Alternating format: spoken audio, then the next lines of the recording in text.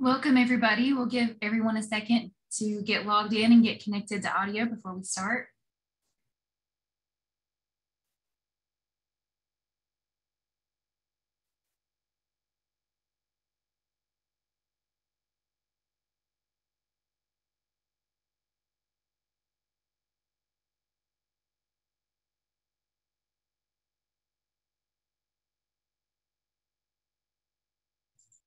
Hey, Holly, how are you doing? Hanging in there for your first Great. week? How are you? Good. It's going well. If you don't mind, I'll introduce you. Oh, that sounds great. Thank you.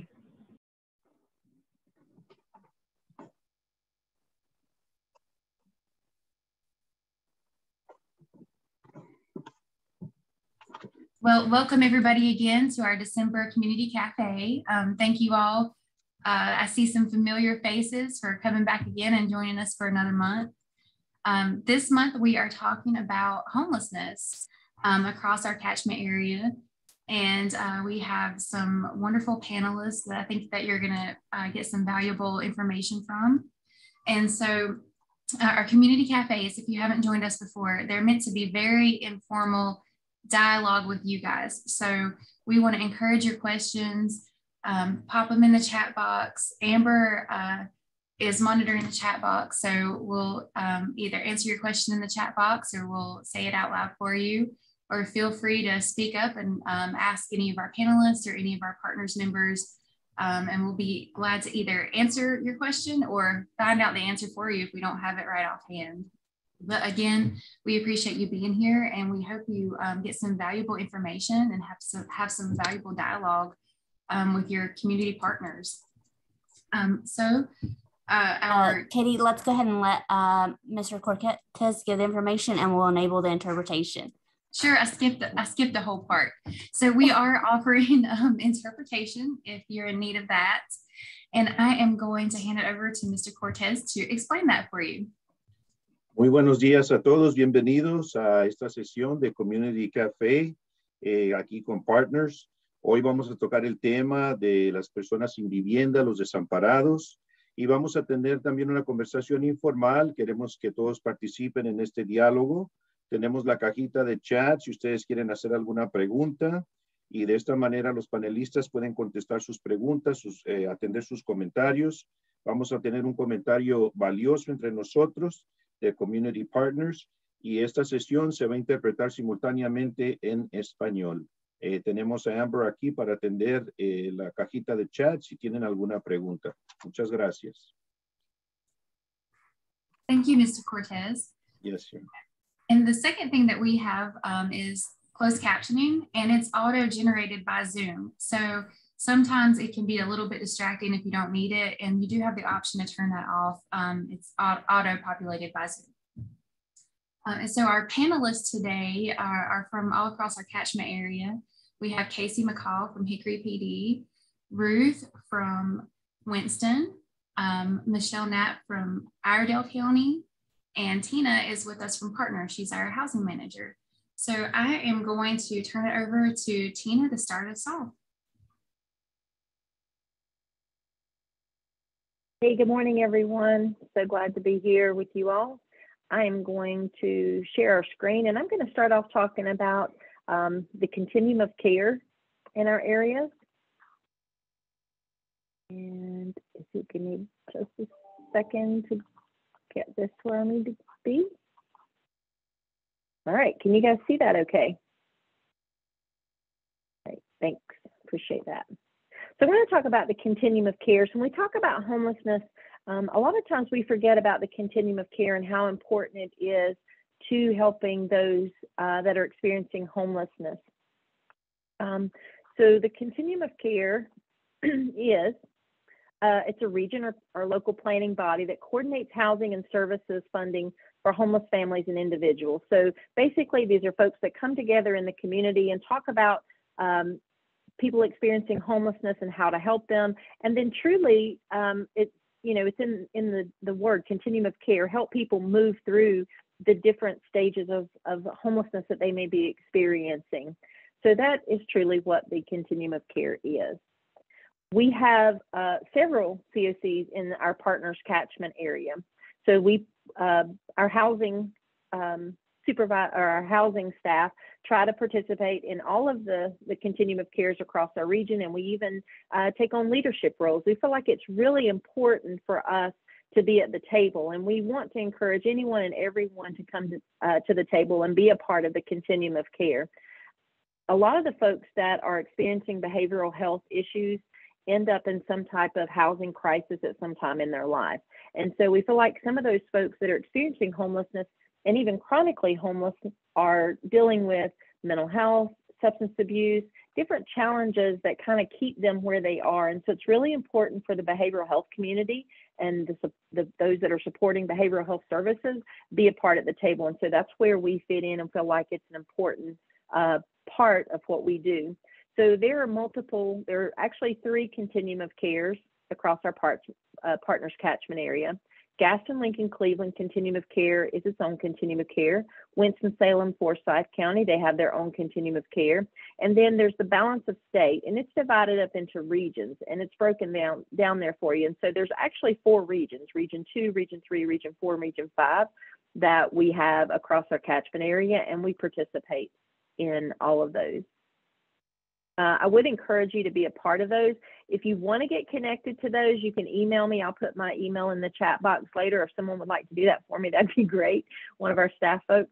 But you can email me if you're interested, and I will try to connect you to the appropriate continuum of care where you fit in. There are basically 4 parts in a continuum of care. So you have your outreach intake assessment in order to identify the service needs. Then you have emergency shelter providers that are providing safe alternatives to living outside or being in their vehicles, those kinds of things. We have transitional housing programs with supportive services, and then we have permanent supportive housing. Those are the 4 parts really to the continuum. And so the folks that are coming to the table really have specialties in each of these areas. And so if you're working with an individual, or if you're an individual that's experiencing homelessness, you can come and be a part of the continuum of care. It's open to everyone. And the best thing about being at the table is the relationships that are built to try to help folks move through the stages of where they are and to move to more self-sustaining housing. The continuum of care is tasked with tracking and maintaining data of the homeless population. So one of the things that we do annually is called the point in time count.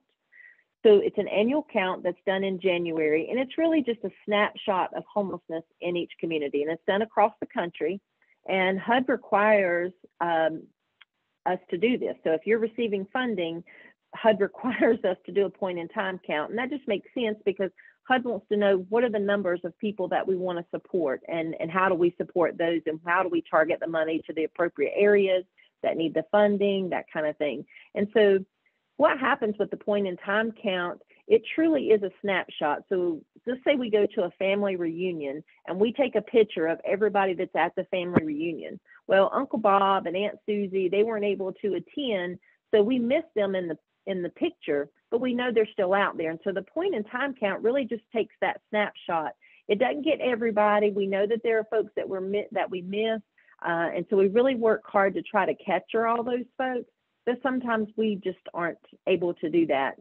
The point in time count is coming up. It's the last week in January. So it's just in about a month across the country.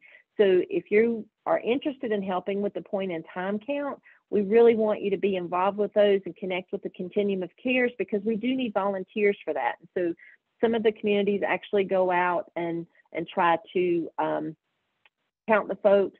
Some folks do it through an assessment. Some folks, it's done different ways across the continuum of cares, but it all happens the last week in January. And so we continue to need folks to assist with that and help with that. And if you're interested in that, you can also email me about that, and I can get you connected to the right places to be able to participate in that and help. Sometimes it's just as simple as making donations to help with that point in time count. When we go out, we try to give folks incentives for helping us collect this data, because it is a lot of personal information. And the things that are collected is basic demographics. their gender, their age, information about services that they may have or may not have participated in the past. It looks at release from institutions such as jails, hospitals, things like that. So we really get an idea of where gaps are in our homeless system. So it's a really useful tool for us in our communities.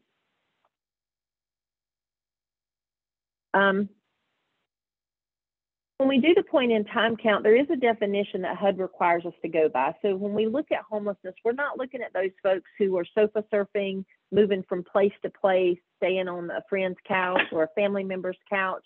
We are actually looking at those who are literally homeless in a vehicle, in an emergency shelter, or a transitional housing program that's specific for individuals who are homeless.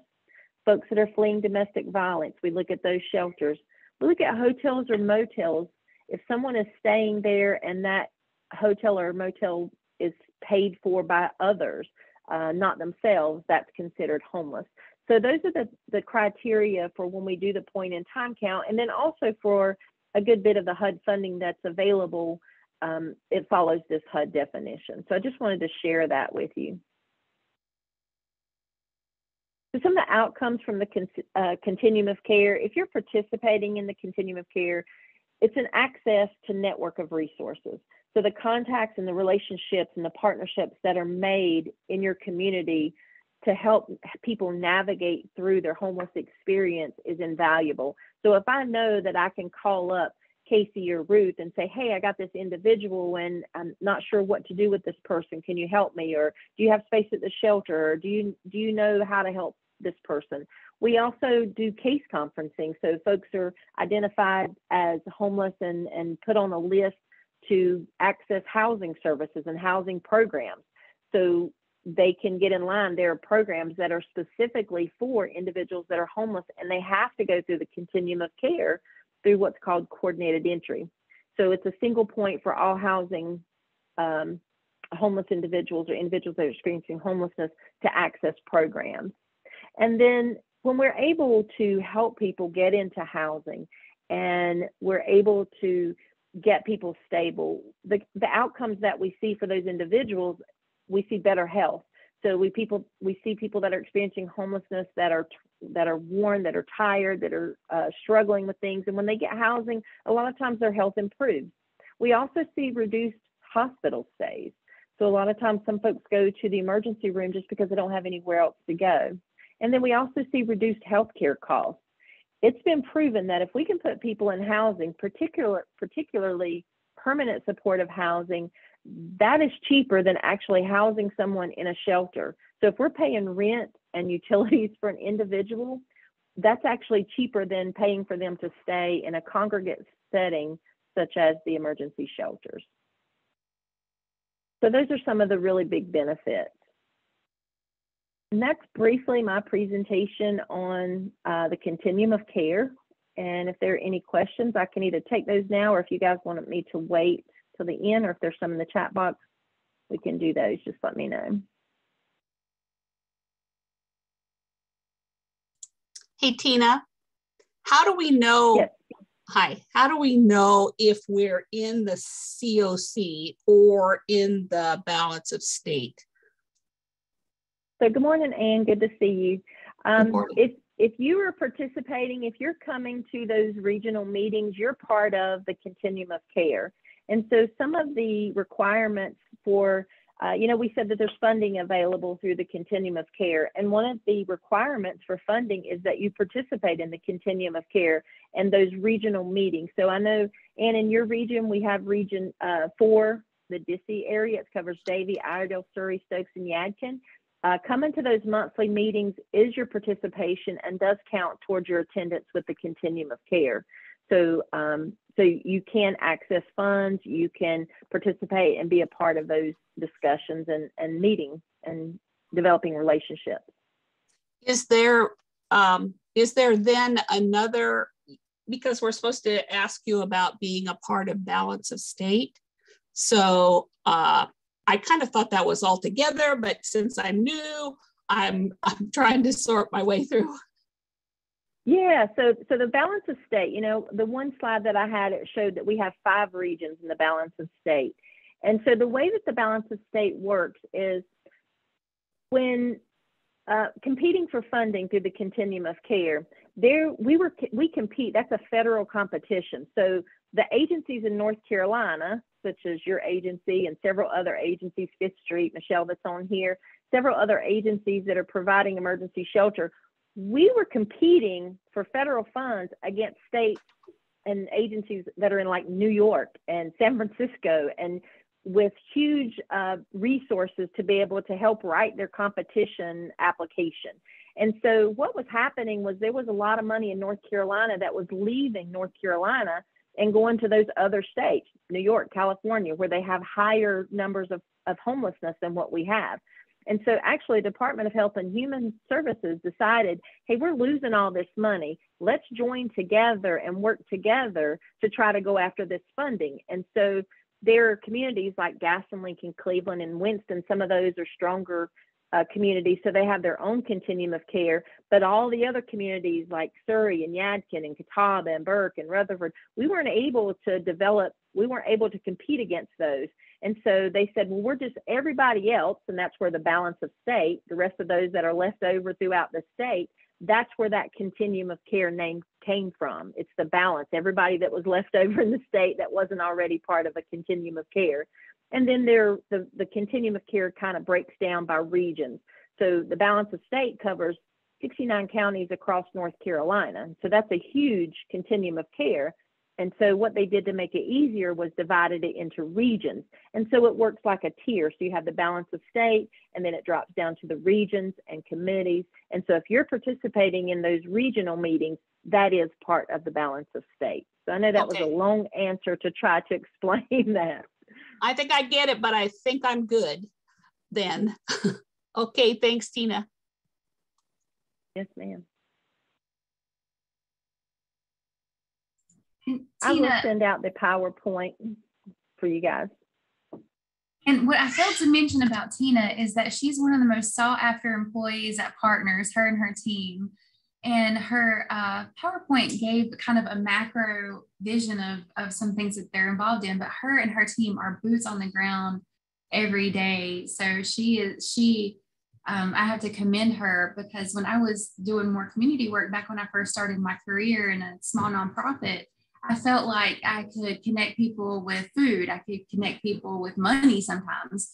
I could connect people with mental health services or substance use services, but I had always struggled finding housing. So if you have a person that you're working with that needs housing, it's really hard to get them to address that those other needs that are secondary to Maslow's hierarchy of needs, those basic fundamental needs. So Tina, you and your team are amazing. I'm always amazed at the things that you're able to do and the ways that you get creative and partner with our community partners. I actually have a question, because I often get this question, and I'm curious as to how you answer it. The question I often get when it comes to point in time count is, okay, we understand the snapshot thing. We understand that you can't catch everyone.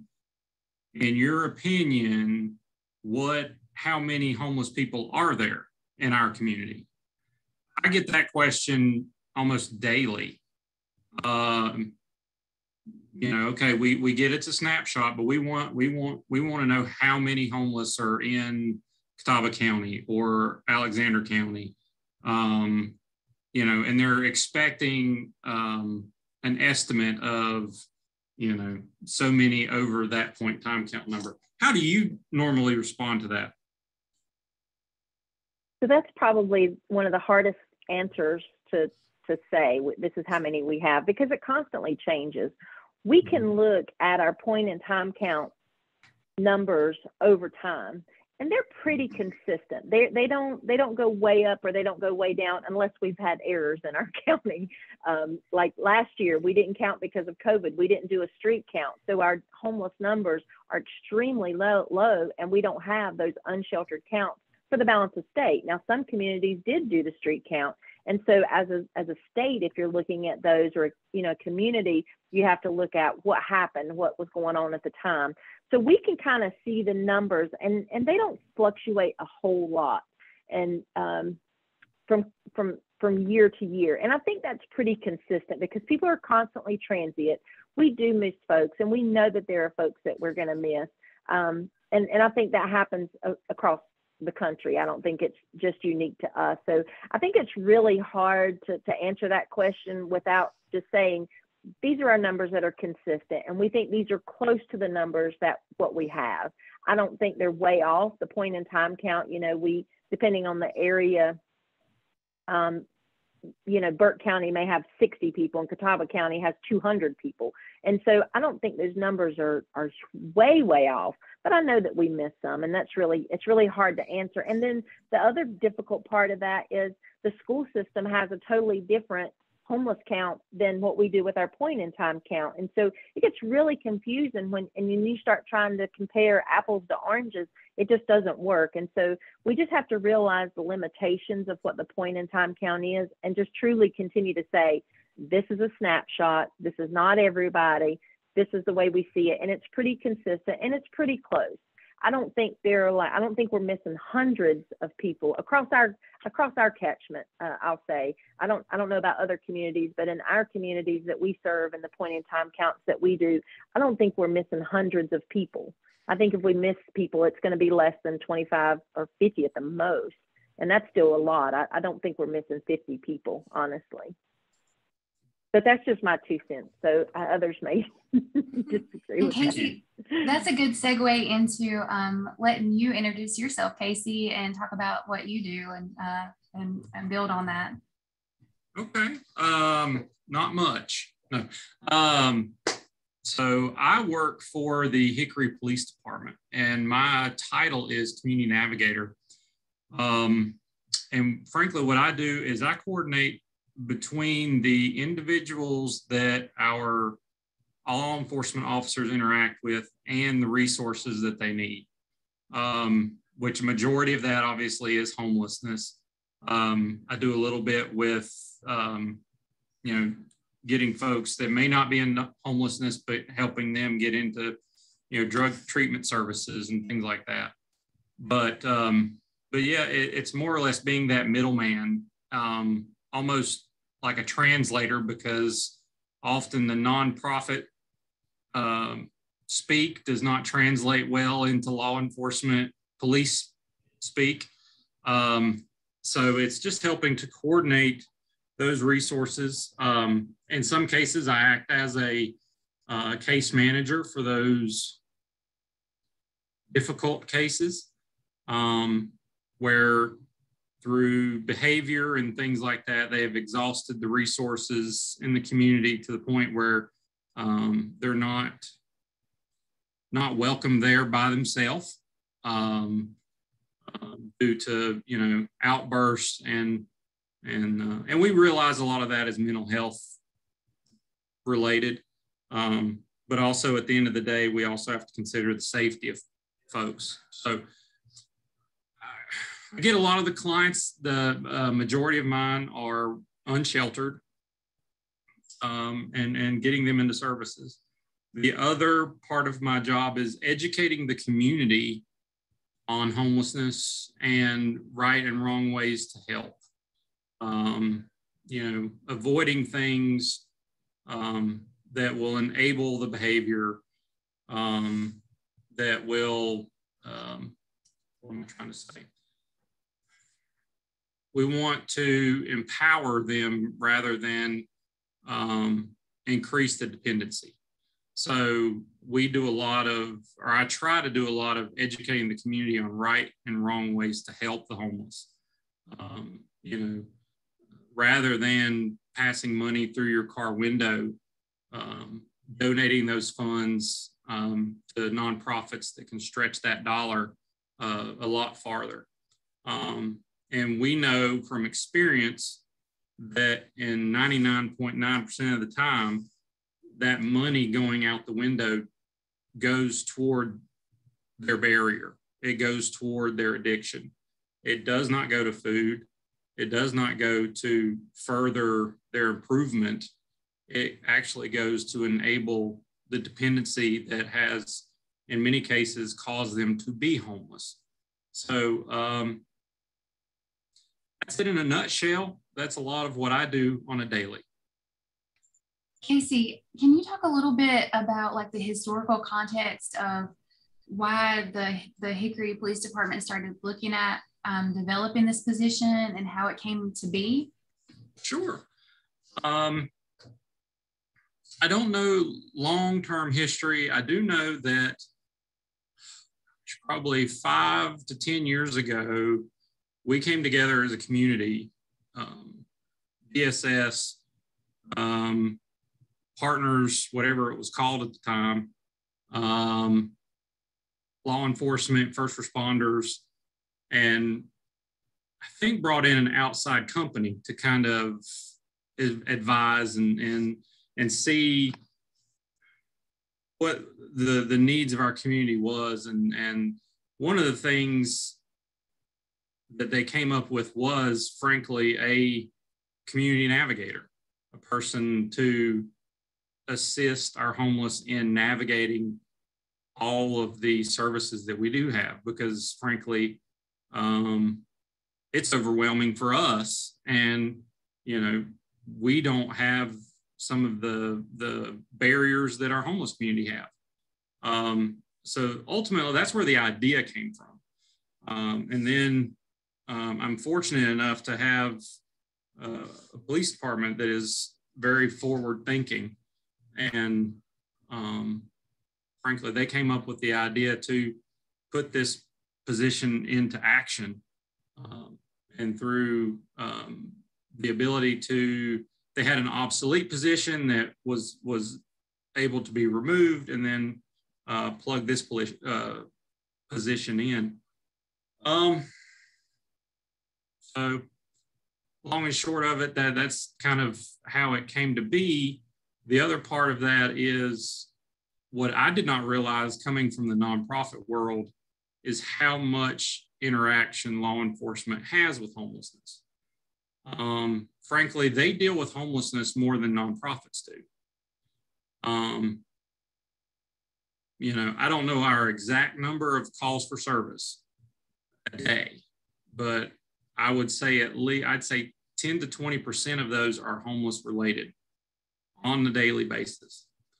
To the point where I can't go to all of them. And I've had to educate our law enforcement officers on, you know, how to maneuver minor things. You know, of course, I go on calls when available, but as my caseload increases, the ability to connect with all of them face to face is hard. So a lot of my officers will kind of decide, you know, on the scene if, you know, do they need my services? Are they ready yet? And that kind of thing.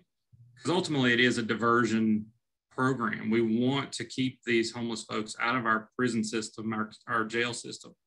And because it doesn't help. So get them in the services that best benefit them. And I have one more question for you before we turn it over to the next panelist. Without, you know, with respect to people's privacy, can you tell us a little bit about like some real impact that you've seen? A lot, actually. A lot of successes, unfortunately, a lot of daily failures, but little things that, because before our two agencies did not communicate constantly. A good example is we had a gentleman that was camping in a particular area, private property. We arrested this gentleman several times. Frankly, we arrested him 2 or 3 times in the same week on the same property. And that's with constant conversations of, hey, this is trespassing. You cannot be on this property. And for a long time, the officers were really scratching their head. Is he wanting to go to jail? You know, what's the issue? So we sat down with this particular person and started working through some things, and learned that he had dementia. He could not remember the conversation from the previous time. So to him, that was his home. As soon as he was released from jail, he would go back to his home. And unfortunately, that's the unfortunate position that our officers are in, is they still have to enforce the law.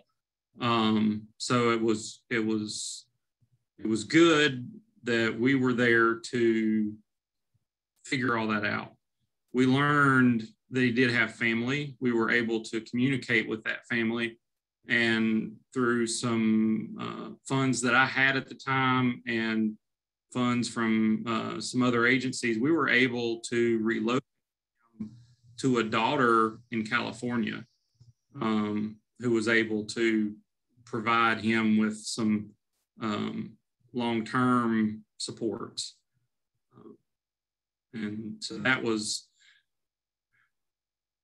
and it's a lot of other stories like that, where we often run into small barriers that with a couple dollars or one clothing voucher can solve that problem.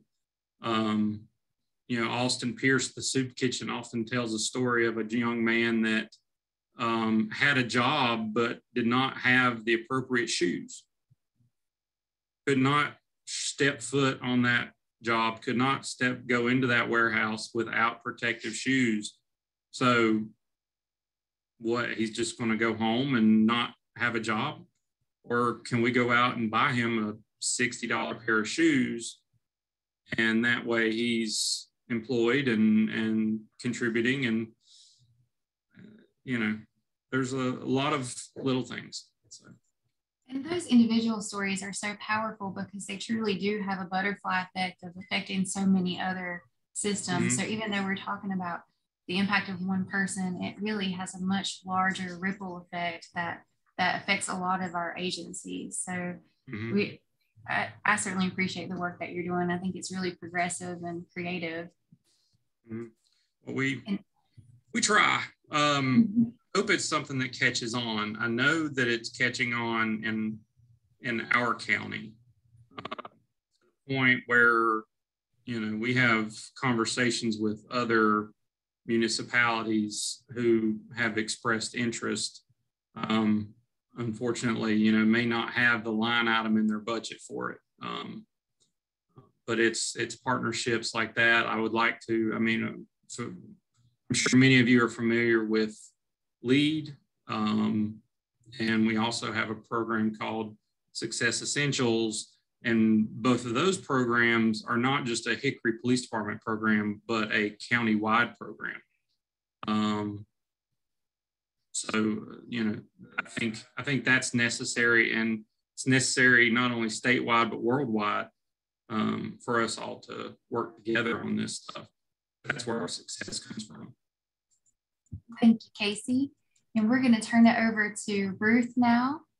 And she is with City with Dwelling. And Ruth, if you want to introduce yourself and tell us a little bit about what you do. Thank you, Katie. I will. And you may hear some background noise because we have open hours this morning at our drop-in center. So it's fairly busy where I am. I am Ruth Burkhaw, and I'm the Executive Director of City with Dwellings. And I'm fairly new to this position. I've been here since midsummer. So I am taking in all this information just like you all are, but have learned a tremendous amount. City with Dwellings has a big, hairy, audacious goal of ending the crisis of homelessness in Winston-Salem and Forsyth County. But the way we are doing it is, I think, a little different, but it sounds a lot like what Casey is talking about in some ways. We do it through trying to build sustainable, supportive community. And we basically try to walk alongside our neighbors experiencing homelessness in their journey. They may or may not be successful in the goal of becoming housed, but we like to think that perhaps we have helped them figure out ways to make their own lives more meaningful, and even do a little flourishing every now and then. So what I thought I would do is just share with you the best way for me to describe what City with Dwellings does in Winston-Salem, I think, is to show you a systems map that we developed that kind of helps you understand sort of where folks who are experiencing homelessness end up and what that looks like. So I'm going to share my screen with you and sort of show you. And in the midst of that, hopefully you can all see that. You can see kind of the various, in red, the red circles are the various touch points for city with dwellings in this process. So if you start at the left side, you have folks who may be unstably housed. And we do some work in prevention and what's called diversion, diverting folks from homelessness or from shelter back to things like Casey talked about, getting somebody on a bus to their mama in Oklahoma, or things that we can do just to prevent folks from being homeless. So we have a small population that we help serve in that regard relative to prevention. Most of our work, though, occurs in sort of that middle section there where it says emergency shelter and then at the bottom, unsheltered homelessness. You know, you can fill 5 football stadiums with the homeless population in the United States. In Winston-Salem, we have about 500 folks on any given night experiencing homelessness, although over half of those are usually in one of our year-round or traditional shelters. Shelters.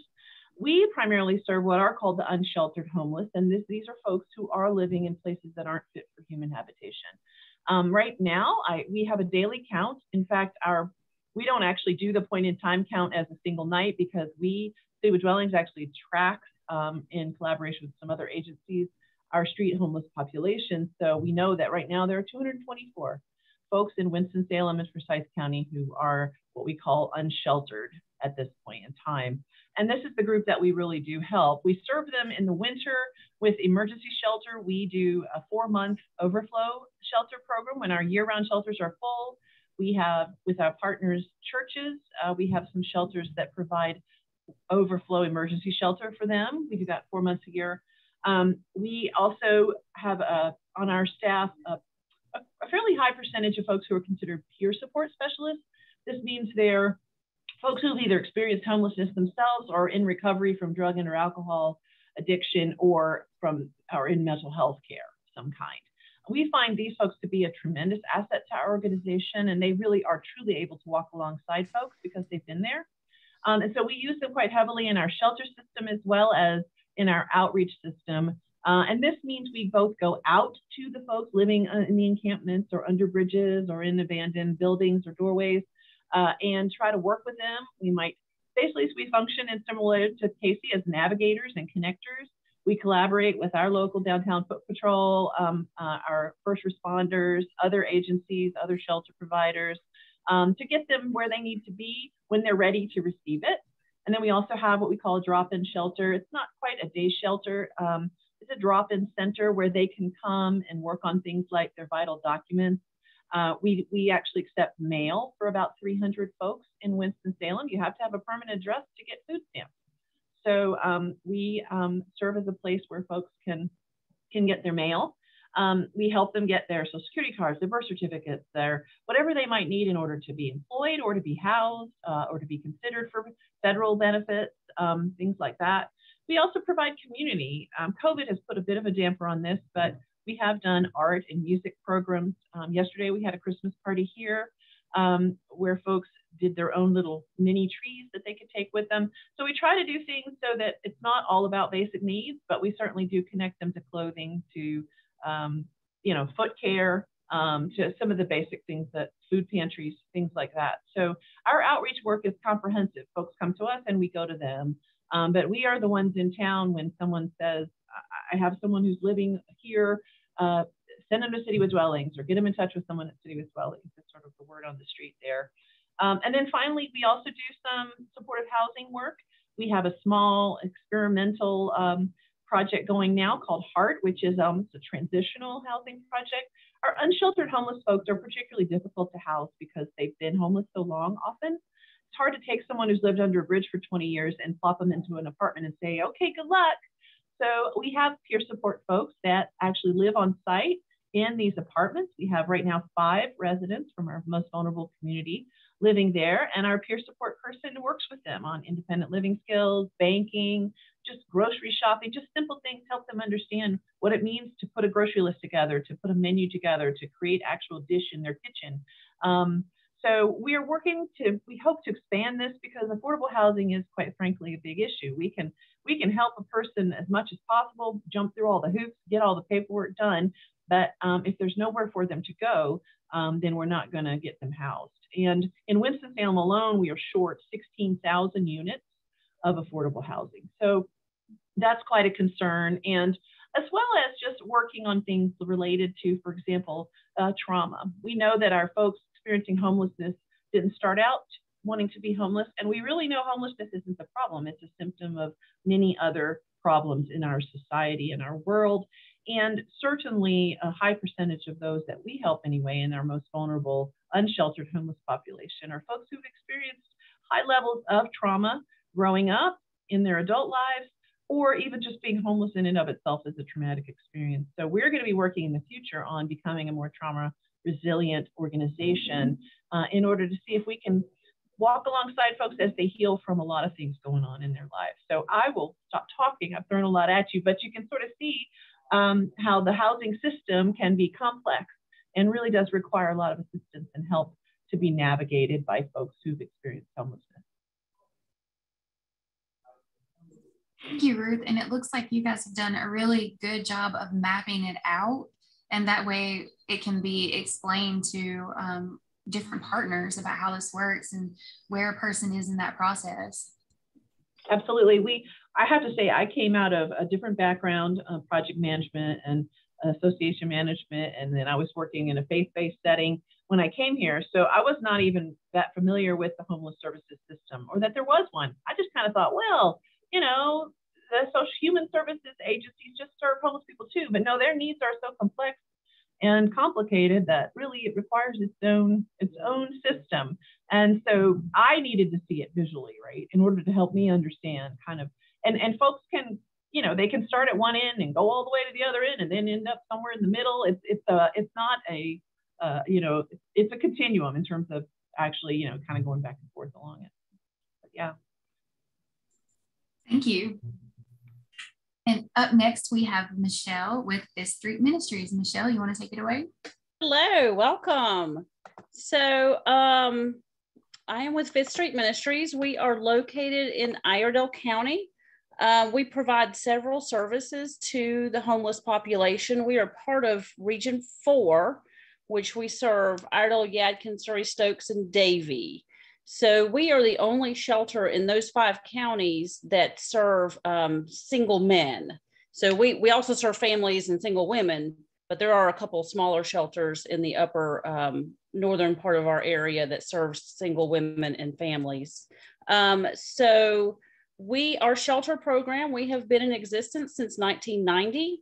And we have just kind of grown from there. We have added new programs to address needs as we see them. So our shelter program, our shelter is able to house 150 individuals a night, men, women, children. So we have a family area that serves six families at a time. Each family has their own bedroom, own bathroom. They share a living area and they share a children's play area. And then we have dorms for men and single men and women. And those dorms, you know, they're dormitory style. So the men has about 40. We have 2 different sections, 2 sections for men and 2 sections for women. It just depends on the level they are. Emergency, when they first come into the shelter, they go into the emergency shelter. We assess their needs and we may move them to level 2 because the emergency shelter, you have to leave during the day. They check in at 6:30 at night. They check out at 6 o'clock in the morning, and they can be on the property they can be on the property. They just can't be in the building during the day, or in the dorm during the day. So level 2 is for more people that are disabled, that may be working a job and need to sleep during the day or just have different hours and need to be in the building during the day. So level 2 brings people in the building. And we also work more intensively case management with level 2. Level 1s are more chronically homeless. So some people may never make it out of level 1 to level 2. Our families, of course, are always in the shelter all day long. So we have a nurse on staff that does medication management with anybody that needs medication. We are linked we have a relationship with Contegra Family Medicine, which is a local federally qualified health center, and they see all of our individuals for free. We have to make the connection. So our nurse will see the person, make the connection to Contegra, and they get them in as quickly as possible. They see them for free. They also provide medications for free. And then the nurse will manage those medications. We also have a counselor on staff.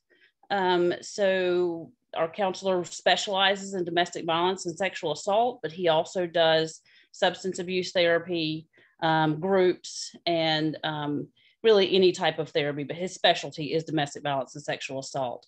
We have 3 case managers on staff. So everyone is assigned a case manager when they check into the shelter.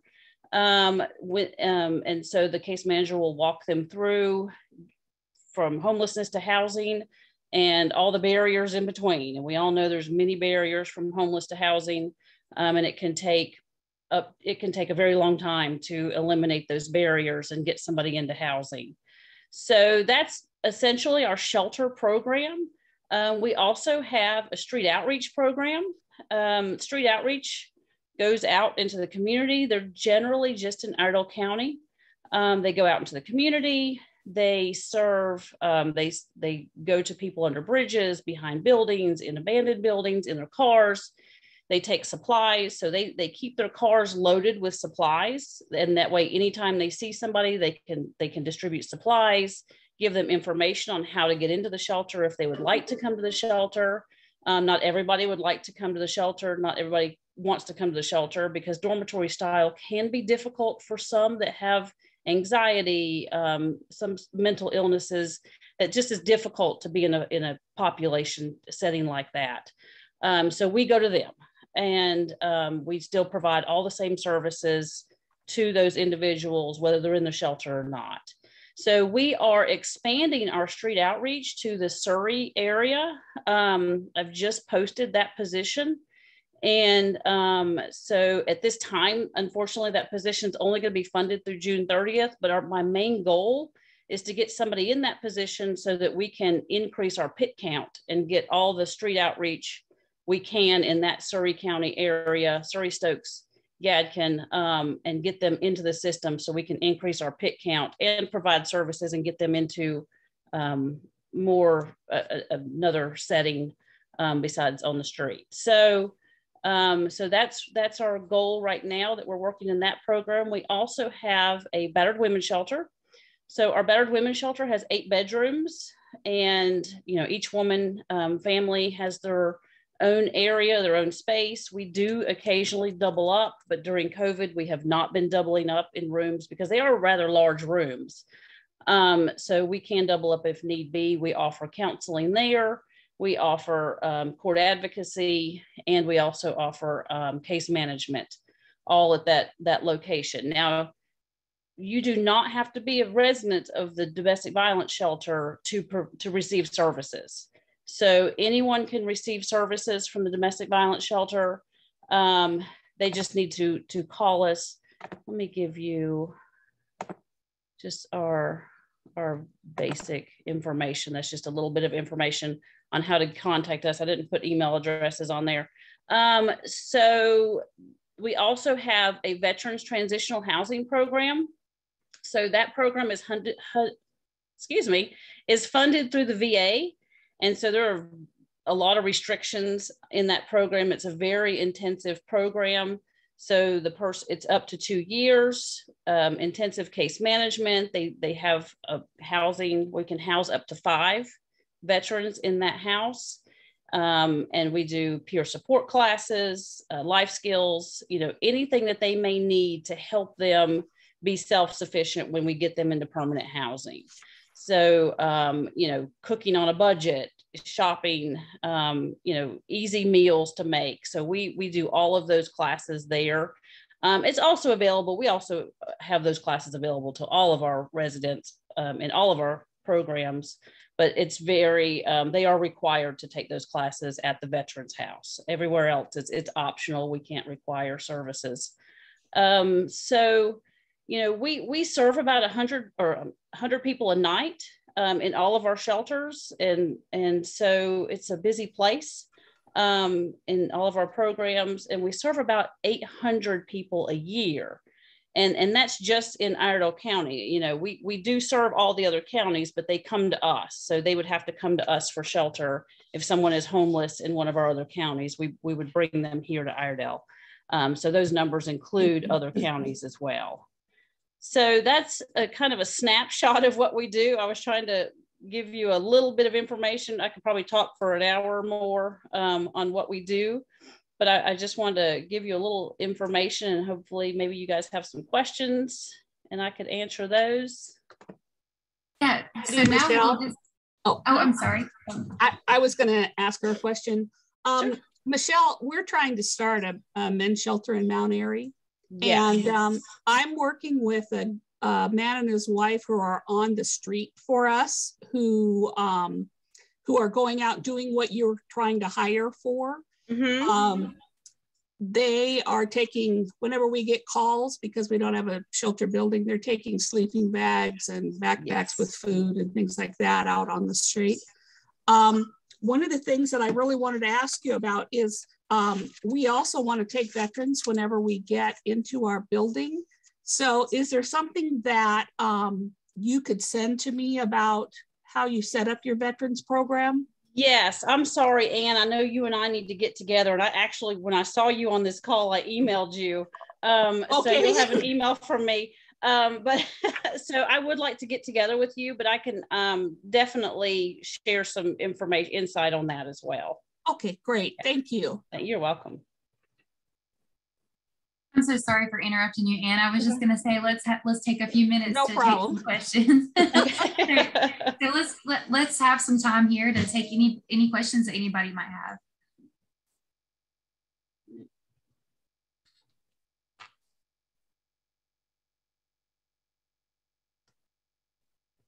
I think one of the observations that I have made listening to everybody talk to each other is that all of the programs, it takes multiple organizations to make them work. So it's a multifaceted system for each one of your programs.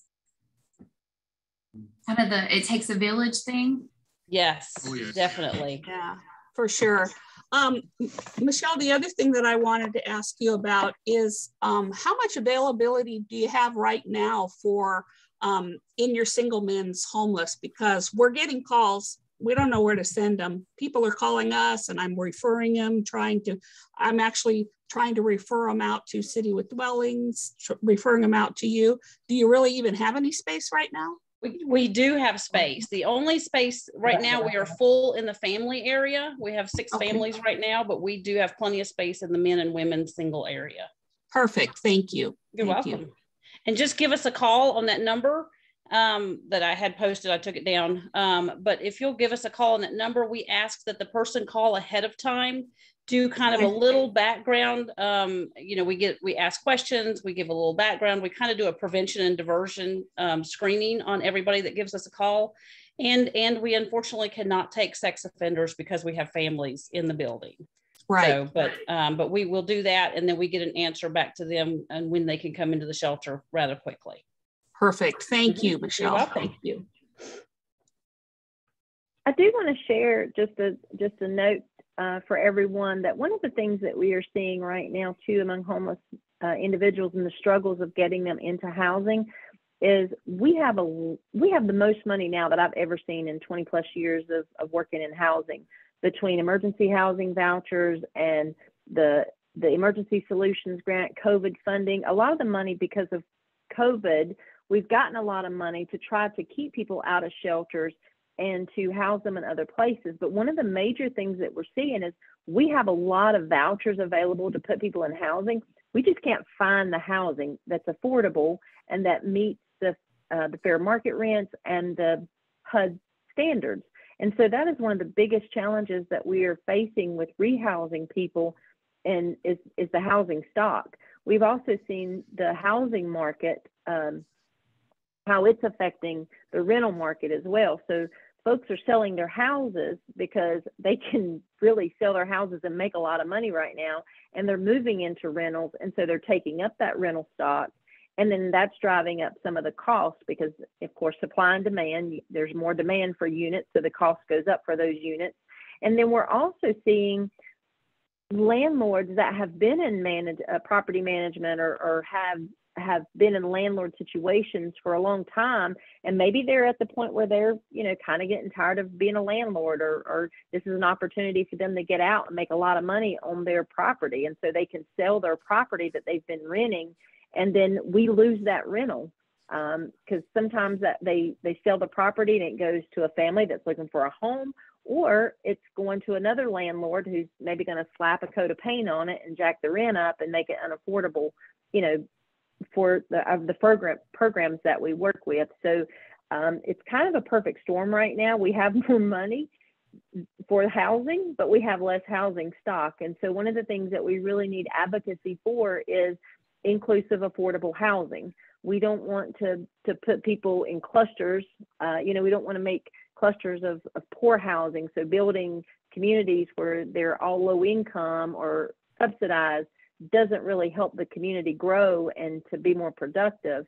It needs to be integrated communities, and then giving people assistance and helping them, giving assistance as far as assistance with management or navigation, trying to help them through supportive services to help them manage the housing and to manage becoming more self-sufficient. So those are some big things that we're seeing right now that in the housing market and some of the issues that come along with that.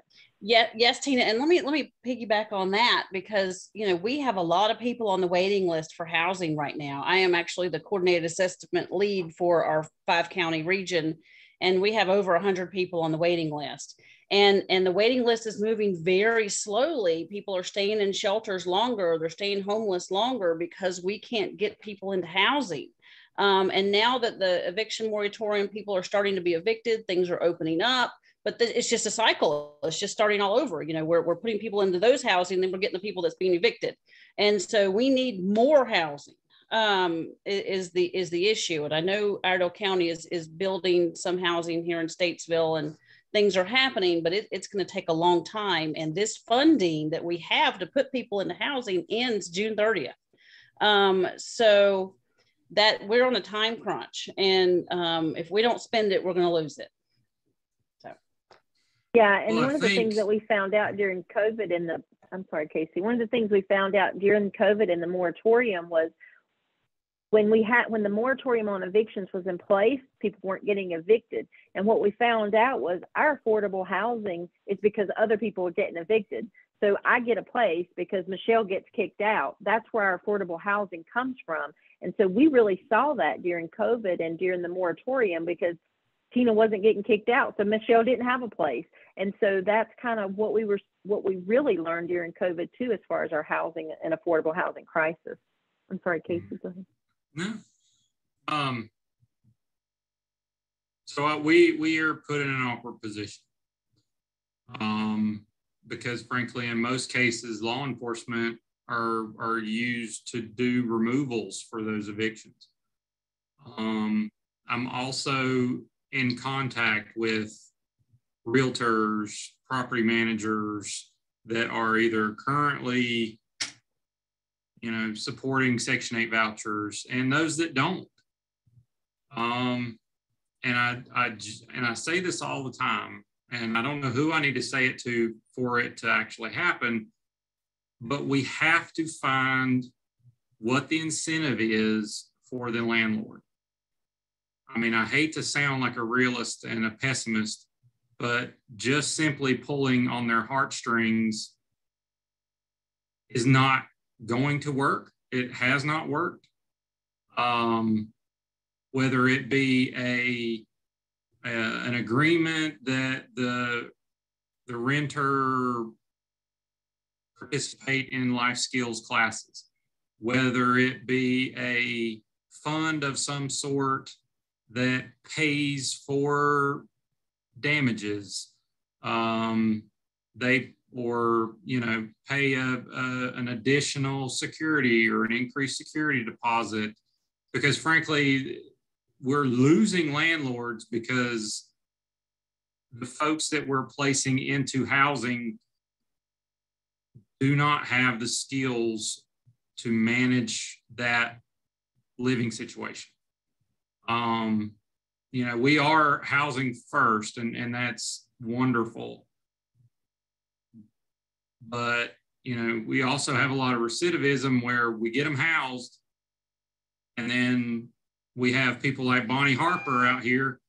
Anderson, sorry. 2609, Sergeant Anderson, 2609. We have people like Bonnie Harper that practically kill herself moving her clients from one location to another because they keep getting evicted. And what does that look like? What can we come up with to make it? Because I have to tell myself, if I'm a renter and, you know, I'm investing in my property and I'm spending anywhere from a couple hundred to thousands of dollars repairing my property due to people with Section 8 vouchers. I mean, and I would say with that too, with the housing first model is a great model. It's taking people where they are and put them in the housing, but you can't put people in the housing without those supports. And I think that's where Casey's getting at is we have to have supportive services for individuals. And so anybody can live in housing. It's just we have to wrap supports around them to make sure that they're successful. And that's where our landlords are getting burned because we think that, oh, we found housing for them and we put them in housing, but then we leave them.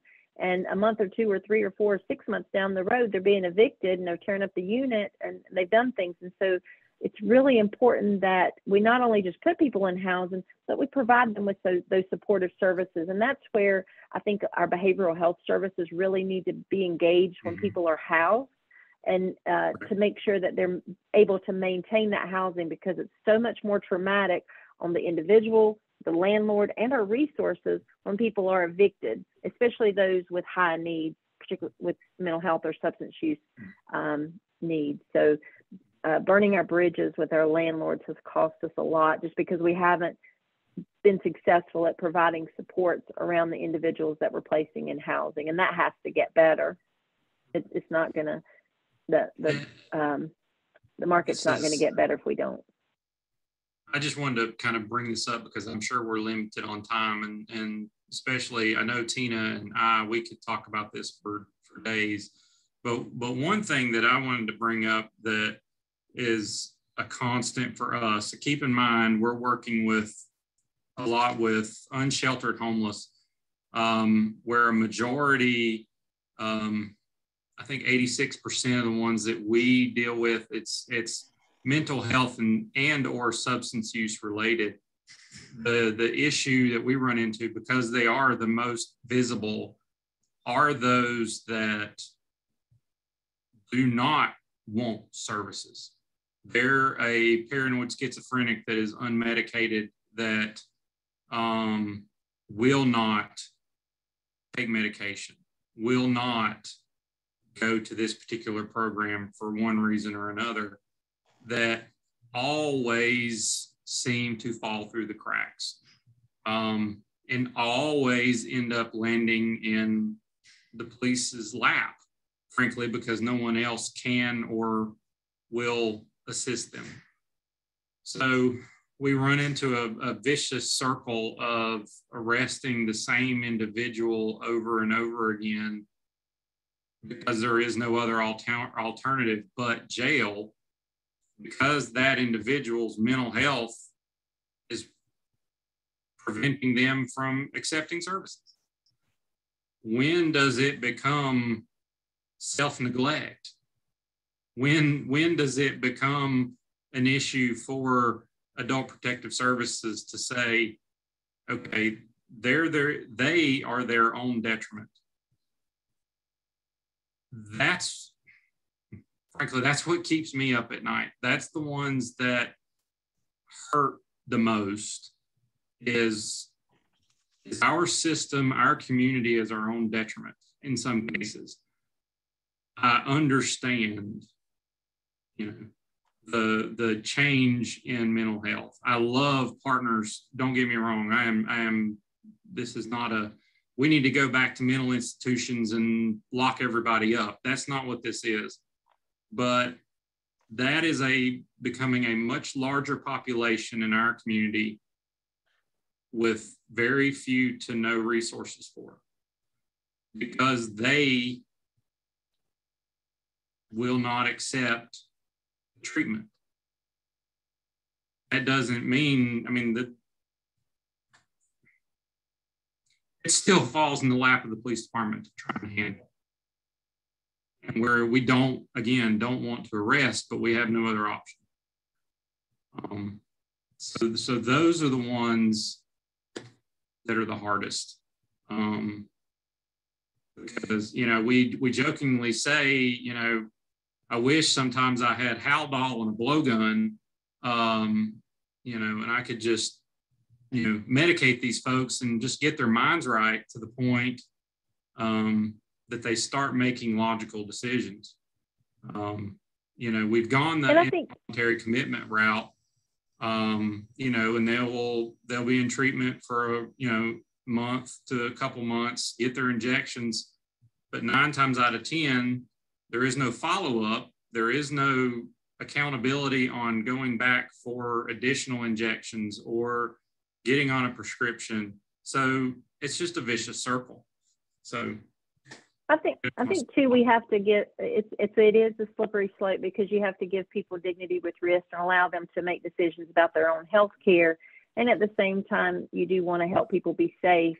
And I think that's where we need to be creative in trying to help those that are experiencing homelessness and those that are experiencing mental health and substance use opportunities to engage in different kinds of treatments, and, you know, not treating folks all the same, but treating people as individuals and understanding there is a challenge there, and really being creative about how we reach out to those folks through outreach. And I know we're probably over our time, so we probably need to turn this back over to you guys. But I do want to say the partnerships within the continuum of care make for more successful transitions for individuals, and we all need to be at the table. It's not a law enforcement issue. It's not a mental health issue. It's not a shelter issue. It's all of our issues, and we have to, you know, we're all complex people, and the individuals that we serve that are experiencing homeless are very complex individuals that need a lot of support. And so we need to work together to make sure that we are helping those folks be successful wherever they are and getting connected to the treatment that they need, if that's what it is, to help them be successful and have dignity and are able to be successful. Thank you, Tina. And we are getting close to, we're actually over our time allotment, and I appreciate all of you guys hanging in here with me. And I think Pam wants to say something before we close out. Yes, thank you all. Tina summed it up between you and Casey and everybody else. Michelle, I want to say that we have some wonderful things going on in Iredell, and just to give everybody the smile today going into our Christmas. Today, we are diligently working. We will be serving, looks like right now it's going to be about 250 kids through Iredell Statesville Collaborative, and we've got lots of partners on this call. Our target is the homeless population, the hotels, the Fifth Street Shelter, Goodwill. We're partnering with Goodwill with some folks also. We are serving transitional folks in all of this. So to know that we're serving these families and these children with toys, we did a toy drive specifically for homeless and those in transition. Also, we have a homelessness collaborative. I promised 2 minutes. I told Amber 2 minutes. Guys, we have done so much through partnerships here in Iredell, and there's so many folks on this call. I am the Community Resource Coordinator, Statesville Police Department. Terkeisha Brown Evans is Community Resource Coordinator, Statesville Police Department, South Statesville. And the partners on the phone that I want to give a shout out to, of course, is Partners Behavioral. Our EMS partners on here, they're awesome. Tina has been a godsend, now working with Pamela. We've got, you know, the ICGH, this is a great partner. Of course, you know, Michelle, everybody on here. But we have in this collaborative anywhere from 20 to 28 people that get on the call when we monthly meet. If we've got a need, we have history throughout the year. We developed it last January after a captain came and sat in my office and he said, Pam, I can't arrest my way out of this. We've got a situation, as Casey was talking about, it falls on law enforcement. So we called this collaborative group together, and by our second meeting, we started with 4 people. By our second meeting, we had 12, then we've had over 20 involved in these. We get a situation, we put it out to our partners, including Jerry, and we have solved, and I'm not saying solved, an immediate situation. If it's a homeless person needing a ride to treatment, needing a ride to medical, if it's somebody that says, I got family that lives in Winston-Salem and Asheville and Charlotte, okay, our guys will come and they'll take them. We've had people in our collaborative pay over $380 for 2 bus tickets to get someone to up north, like to Maine, I believe is where we got them. We've got folks involved both from the faith community. Debbie Page is on here from Iredell Free News. Give a shout out to her. She covered, she sits in on our meetings, and she did an amazing article. If you get the opportunity, look that up online and you'll see some of the great things that we've got going on in Iredell. Do we have all the answers? No, but we have a committed community here that wants to serve those on the streets to help connect them to you as resources, whether it's substance abuse, whether it's medical, whether it's mental health, whether it's, going forward. And that's our commitment here. And we've got a lot of energy. And guys, hey, I love each and every one of your heart to serve. But we've got a great thing going on here in Iredell with our partners. And I applaud everybody that's taken part in that throughout all of you and all of the counties and all these areas. But a lot of energy here. And we're going to bag more toys. We're serving kids through tomorrow night. Thank you both. And thank you for what you're doing. And before I hand it over to Jerry to close us out, I did want to take a minute to introduce Holly. She had to jump off to get on another meeting, but she is one of our newest members of the Community Engagement Department, and she is our Regional Director for Cleveland, Lincoln, Gaston. So although she's not here, I'm going to send her a welcome to partners. And if you're in that area, she is the new Regional Director there. And so I'm going to hand it over to Jerry now to close us down. Thank you all for joining. One reminder, these cafes happen the 4th Wednesday of every month at 10 a.m. We try to make the topics relevant to what the communities want. So next month, coming out of the holiday season, which can be very special, but also be very challenging, especially for the population that many of us work with, we'll be looking at mental wellness during the month of January. We're still working on the agenda, so no names out there on that. But keep in mind, these cafes are designed for everybody on this call, but they're also designed for a lot of people that we don't see that could be benefiting from that as well. So people that we serve, businesses in the community, your chambers, any of those groups are appropriate to join us. We try to limit it to an hour, but when you have stuff like discussions of homelessness and veterans, sometimes they go long. And I hope you all find these worthy of your time. And please invite, like I said, they're open to anyone in the community. With that, I hope everybody has a wonderful and happy holidays, and we will see you all in January.